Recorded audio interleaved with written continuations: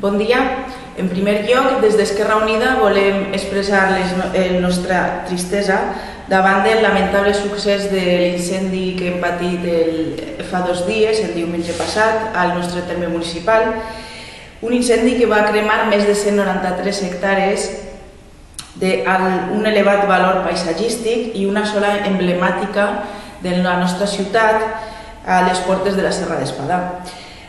En primer lloc, volem manifestar el nostre suport i recolzament a tots els veïns i veïnes de la zona afectada, igual que als veïns i veïnes de les poblacions colindants amb la Vall d'Uixó, que també s'han vist afectats d'alguna manera per aquest incendi lamentable.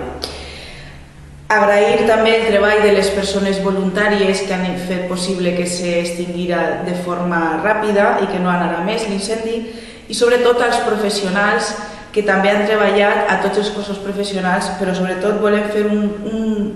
reconeixement especial als professionals que se juguen la vida i que es pateixen els retalls, els brutals retalls que des de la Generalitat Valenciana, des del seu govern, estan duent a terme des de fa més de 4 anys en matèria de prevenció d'incendis i sobretot d'extinció,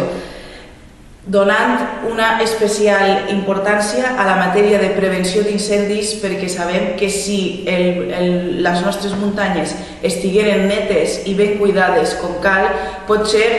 la desgràcia hauria sigut diferent, hauria sigut menor les conseqüències. Des d'Esquerra Unida exigim més mitjans en prevenció d'incendis i que se dote del personal adequat per actuar en situacions d'emergència. I per això també demanem que se contracti els efectius necessaris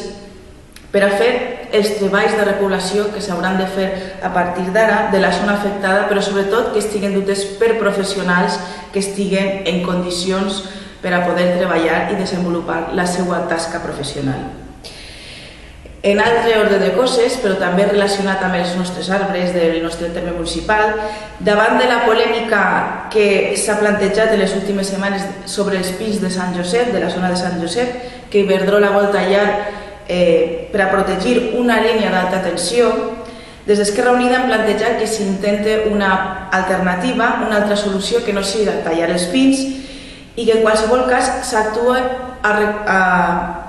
sense recurrir a lo més fàcil que és tallar aquests arbres i que se busque evitar al màxim possible tallar-los i que en tot cas, si hi haguera que tallar cap arbre, sobretot que se plantaren altres arbres en el seu lloc i que se repoblara la zona. Però el que en realitat necessitem al nostre poble és millorar molt el que se fa a la vall respecte dels arbres, i parlem ara dins del terme, dins de la ciutat. Per citar un altre exemple del que no s'ha de fer, tenim en l'Avinguda de Jesús que des de fa uns quants anys s'estan llevant molts arbres. Sí que és cert perquè hi ha un problema que alcen els arrels d'aquests arbres les voreres de l'avinguda i dona problemes als carrers.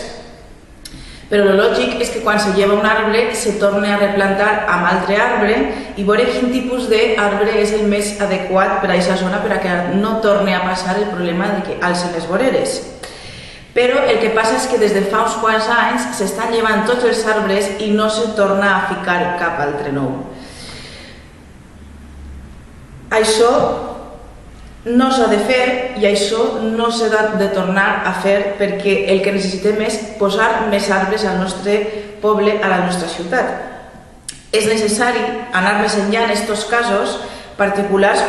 o en els casos en què se puga fer una zona verda o jardins en el nostre poble. Però és que ja cal anar més enllà i no només en aquestes zones concretes, sinó que s'han de replantejar tornar a posar arbres en alguns carrers i avingudes del nostre poble. Perquè hi ha molts llocs amb unes característiques especials en els que es podrien posar aquests arbres i no estan posats en aquests moments. El nostre poble necessita particularment ara en estiu uns carrers amb arbres per als que se puga passejar, que donen ombra i que alivien la calor intensa d'aquests dies d'estiu.